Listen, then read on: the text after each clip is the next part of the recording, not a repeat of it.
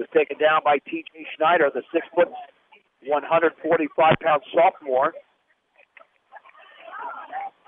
And it'll be second down and 11 at the 26-yard line. I mean, why not work on the passing game? You know that you could run the football, but with Eric, I'm sure, they want to see a higher completion rate than he's had so far this season, or in this game, I should say. Second down and 11 from the 26-yard line. With Weiser in the backfield. There's the handoff to Weiser. Breaks out of a tackle at the 25, and he drives his way to around the 20-yard line.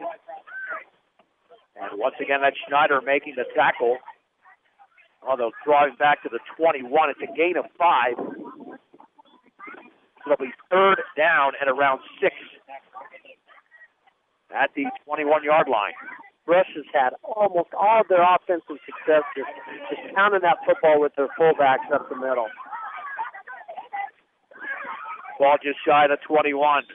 It'll be third down and 6, under 2 minutes to go in the game. And Fort Morgan is in the lead 42-14. Garcia on first down with Melendez in motion to the left. And he will run that way. Swings it to the 20, back to the outside, and he's tripped up right there. Boy, an outstanding tackle at the 20-yard line. And making that hit for Fort Morgan very impressively, bringing down the speedy Garcia was Raudel Arteaga, only a sophomore at 5'7", 140 pounds.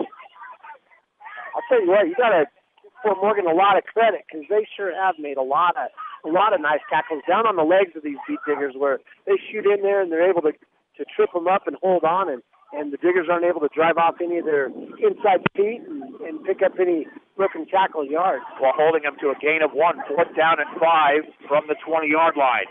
Garcia will pitch it right to Morrow. Morrow's got some daylight to the 15-yard line. Stiff arm the man, and he's down a first down inside the 15 to around the 12. So the drive stays alive, and the Beat Diggers gain 8 yards from 10 Morrow. And let's see, with 55.5 seconds to go, as Eric Lee was in on the play, officially they'll mark it at the 11. At the 11 for Brush. The Beat Diggers have an opportunity here to at least end the game on a positive note. First down and 10 for the 11. Garcia with a back split and a long count. Going to hand it off to Morrow, running left, and he's got very little room to the 10. Before he's tackled over there once again by Raudel Arteaga. And now we have a stoppage in play. One of the Beat Diggers are calling timeout, or they've just remarked that over there along the far sideline. Yeah, with 27.8 seconds to go, the Beat Diggers are calling a timeout. I mean, they'd love to get on the board because, sometimes, Dave, when you finish strong, it can carry over to the next game. Well, absolutely. And, like we said earlier, there's a reason Fort Morgan's ranked number 1 in the state in 3A. And Rush wants to make sure that they can put the football in the end zone here and score against that top dog team. Your American Family Insurance agent, located at 115 South Main Street in Fort Morgan, is the Stan T. Wolf Insurance Agency. Welcome home to your hometown grocery store, the Brush Grocery Cart, and Northeastern Colorado's hometown savings and loan with locations in Brush and Fort Morgan is Equitable Savings and Loan. All right, this game is almost over. We have some clicking issues, but we'll get through it here with only 27.8 seconds to go. And the Beat Diggers facing a second down and 9 from the 10-yard line.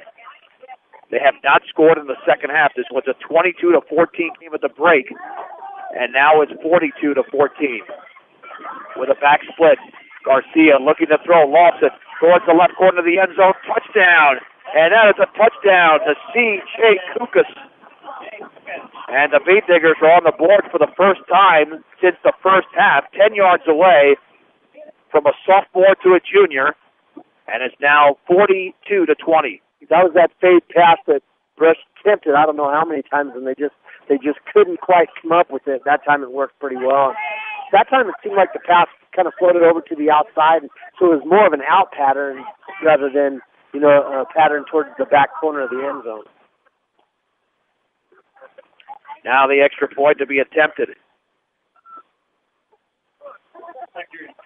25-yard drive for the Beet Diggers.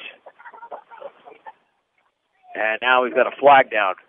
Well, how appropriate is that, Dave? Unfortunately, all too appropriate because we've had too many flags tonight against the Beet Diggers. 22.6 seconds to go. That was offsides against Fort Morgan. But I think the Beet Diggers would still like to kick the extra point. You know, you can work on two-point conversions too, but let's see what they decide to do.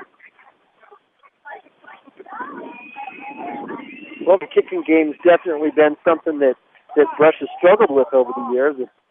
So I wouldn't blame them if they went ahead and went for the kick.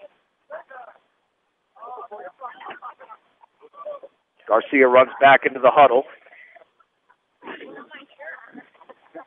6-play, 25-yard drive, by the way, for Brush. It took nearly 3 minutes there.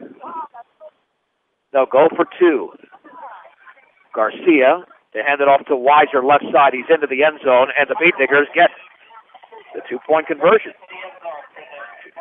Dave, I would have never guessed this game would have combined for 65 points. Or 64 points, 42-22. But that's what we got right now. It's a 20-point game.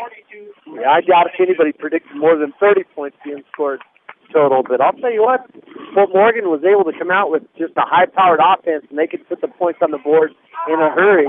And then they were able to demonstrate that they could maintain control of that football up and down the field here in the second half. Brush was able to do the same thing, just without the big play effect. All right, so here we go. We'll have the Beet Diggers kick off. Let's see if they try some sort of onside kick. I mean, they don't have a chance to win the game, but again, this is something that they could work on because we've seen in past years where the Beet Diggers execute an onside kick when you don't expect it. Here you might expect it only because Brush is down by 20 and they'd like to get the football back even though there's, like I said, no chance of winning the game. Let's see what they decide to do. Fort Morgan looks ready for it just in case they would try to come up with an onside. They have everybody except for two guys up there close to the 50-yard line. Yeah, within a few yards. There is a squib kick, and the ball is handled and perfectly at the 42-yard line by Tanner Schaefer, and he's tackled by Melendez, and all they've got to do is take a knee, and then Fort Morgan will win the opening game of the 2009 season. By the way, this wasn't a short game, 2.5 hours.